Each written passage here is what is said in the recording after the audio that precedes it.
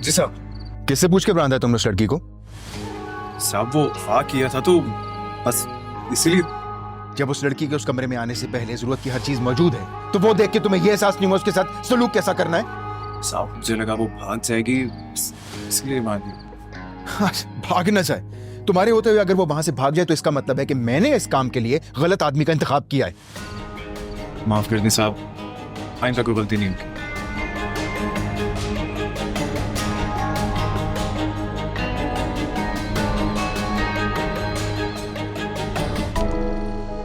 अच्छी बात नहीं है।